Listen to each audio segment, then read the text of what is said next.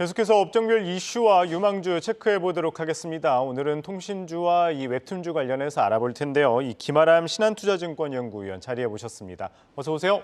안녕하세요. 네. 먼저 통신주부터 살펴보도록 할게요. 이 그간 이 통신비 인하를 위해서 9년 동안 지속되어던 이 단통법이 이 폐지 또는 이제 개선하는 방안이 검토되고 있다고 합니다. 아무래도 이 통신사들에 영향을 미칠 것 같은데 어떻게 바라보시나요? 네, 단통법 영향 볼 때 단통법이 뭐 하는 법인지 한번 살펴보고 가면은 더 이해가 쉬울 것 같은데 예. 어찌됐든 단말기 공시 지원금을 지원받거나 이용자 입장에서 혹은 그에 상응하는 요금 할인을 해주는 걸 단통법이라고 말하는데 이걸 이제 규제를 강화하면 결국에 통신사 단말기 지원금 그러니까 마케팅비 내지는 이제 요금 할인 우선 매출액에 영향을 줄 수밖에 없어서 예. 어찌됐든 규제를 강화를 하면은 통신사한테 대체로 부정적인 영향이 예상이 됩니다. 다만 아직 그 규제를 얼마나 강도로 할지 아직 정해지지 않아가지고 제가 막 섣불리 막 그렇게 이거 너무 안 좋을 것 같습니다 네. 말하기는 어렵고요. 그 규제 강도를 지켜봐야 된다라고 생각하고 생각보다 그 규제 강도가 뭐 심하지 않다. 그러면 통신주 주가는 뭐 15년도나 17년도만큼 그렇게 크게 출렁이지는 않을 것 같다라고 보고 있습니다. 네, 뭐 결국에는 이제 구체적인 이 규제 방안이라든지 뭐 개편 방안이 나와야지 네. 좀 더 흐름을 좀 살펴볼 수 있을 것 같습니다. 또 하나 이 통신주 이슈 같은 경우에는 이 한화 시스템이 이제 저궤도 위성통신 사업 목적으로서 이제 기간통신사 사업자 등록을 추진을 하면서 이제 한화그룹이 이제 제4이동통신사 진출을 하는 거 아니냐 뭐 이런 이야기가 나오고 있어요. 이거 같은 경우에도 이제 다른 통신주들한테 어느 정도 영향을 미칠 것 같은데 이에 따른 영향은 어떻게 보시나요?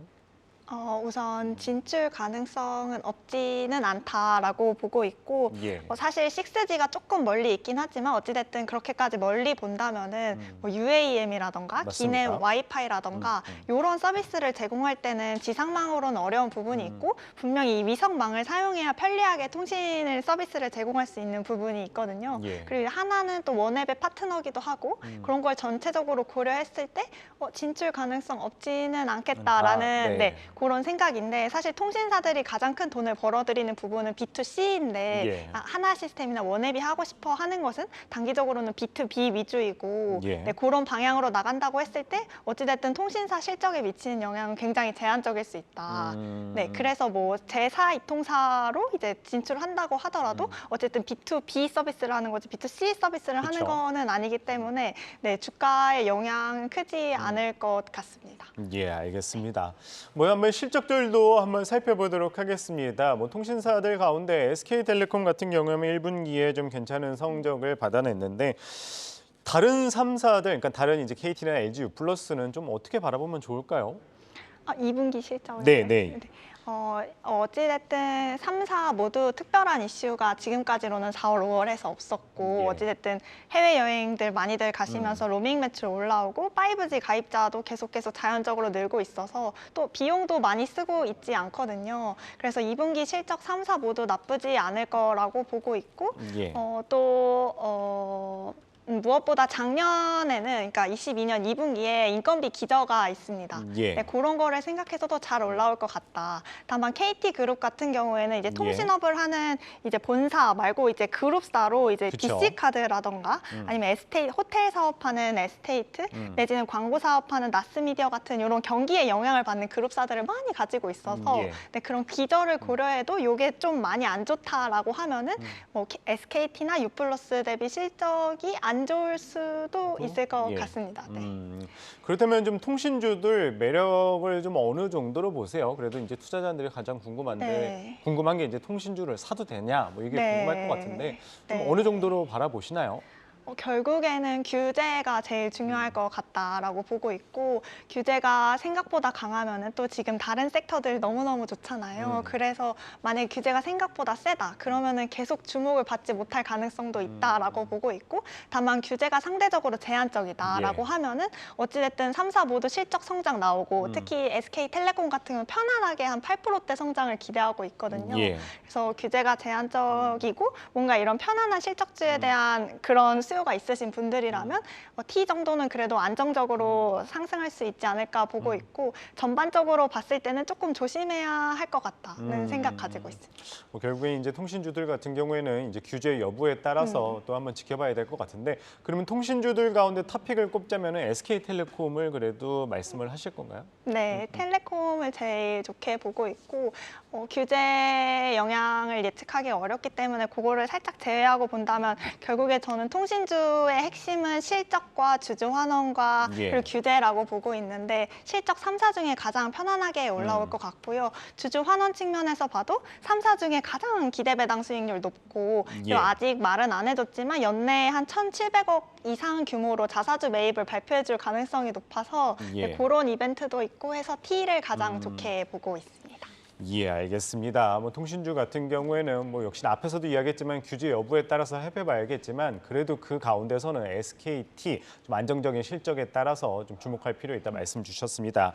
이어서 이 웹툰 관련해서도 한번 여쭤보도록 할게요. 사실 웹툰 그간 이제 우리나라가 거의 이제 1등을 했었잖아요. 그런데 이제 최근에 아마존이라든지 애플도 이제 웹툰 시장 진출을 하면서 이 또한 뭐 영향을 미칠 것 같아요. 이에 따른 이제 영향은 좀 어떻게 보시나요? 사실 뭐 일본이나 우리나라 같은 경우에는 만화 내지는 뭐 웹툰을 즐기는 인구가 진짜 많고 만화 시장 대비 웹툰 시장 침투율도 한 60에서 70% 됩니다. 거의 뭐 성숙 시장에 가까워지는 시장인데 반해서 북미 같은 경우에는 아직 그 침투율이 10%도 되지 않아요. 우리나라 대비 뭐 미국 만화 시장이 거의 2배 가까이 되는데 웹툰 시장 거의 5분의 1 토막이거든요. 네, 그렇게 미국은 아주 서브컬처인데 아직까지도 웹툰이 아마존이나 아마존이나 애플이 여기에 진입을 해주면 그래도 어느 정도 웹툰을 조금 더 대중화하는 데 도움이 되지 않을까라고 생각을 하고 특히 뭐 캐나즈 같은 기업에 탐방을 가보면은 막 조금만 생각하고 있는 게 아니라 생각보다 애플이랑 아마존이 되게 큰 그림을 그리고 있더라고요. 예. 애플 북스를 통해서 뭐 글로벌 유저들한테 웹툰을 공급한다던가 내지는 아마존 같은 경우에는 아마존 프라임 비디오랑 같이 연계해서 서비스하는 그런 것까지 막 생각하고 있다는데 이미 이제 이용자 접점이 많은 만큼 그런 인프라를 통해서 북미 사람들이 조금 더 쉽게 웹툰을 발견하고 조금 더 쉽게 웹툰의 재미를 느낄 수 있다면 네, 시장 파이를 중장기적으로 키우는 좋은 그런 동반자가 그 두 기업이 되지 않을까라고 보고 있어요. 뭐 오히려 이 애플이나 이 아마존의 웹툰 시장 진출이 부정적인 영향보다는 네. 전체적인 이제 북미 네. 시장의 이 웹툰 규모를 이제 키울 수 있기 때문에 국내 입장에서도 그래도 수혜라고 이해를 해도 될까요? 그렇죠. 네이버, 카카오 같은 경우에도 어찌됐든 미국에서 이제 웹툰에 대한 인지도를 높이기 위해 되게 많은 마케팅을 하고 있는데 그런 거를 이제 아마존이나 애플이 애플이? 간접적으로 도와줄 수 있다라고 보고 있고 국내에서 웹툰을 만드는 회사 같은 경우에도 어찌됐든 그거를 사줄 바이어가 한 명 더 느는 거기 때문에 네, 더 긍정적이라고 보고 있습니다. 알겠습니다. 사실 보통 투자자들이 웹툰 하면 이제 네이버를 기억하는 사람들이 많은데 그래도 이제 연구원님 보시기에 웹툰주에서 좀 주목할 만한 기업 꼽으신다면 어디가 있을까요? 저는 하반기에 DNC 미디어라는 기업을 되게 좋게 보고 있습니다. 예. 그 이유는 지금 네이버랑 카카오가 수익성 관리를 하다 보니까 웹툰 쪽 마케팅을 줄이고 있거든요. 그래서 이제 상대적으로 해외 그런 그 편결 매출이라고 하는데 편당 결제의 줄임말인데 그 편결 매출 올라오는 속도는 기대보다 그렇게 높지 않을 수가 있어요. 근데 이제 DNC 미디어 같은 경우에는 그동안 매출이 이런 편결 매출로 구성되어 있었는데 하반기부터는 가지고 있던 나 혼자만 레벨업이라는 IP를 가지고 이제 게임을 만들 예정이고요. 24년 1월에는 애니메이션을 낼 예정입니다. 요거를 내면 이제 막 100원, 200원 벌던 그런 편결 매출을 넘어가지고 이제 막 게임 같은 경우에는 막 1회 몇 억씩 벌고 하잖아요. 그래서 그런 이 기여라던가 아니면 IP가 이렇게 수명이 길어지고 확장성이 넓어지는 그런 그림을 동시에 보여줄 수 있어서 더 긍정적으로 바라본다. 웹툰주에서는 예, 알겠습니다. 이 DNC 미디어 이 라운랩이라는 이 게임과 또 향후에도 애니메이션 출시 예정이기 때문에 좀 긍정적으로 바라보신다 말씀 주셨습니다. 네, 오늘 통신주와 웹툰주에 대해서 살펴봤고요. 오늘은 김아람 신한투자증권연구위원 말씀 들어봤습니다. 말씀 고맙습니다.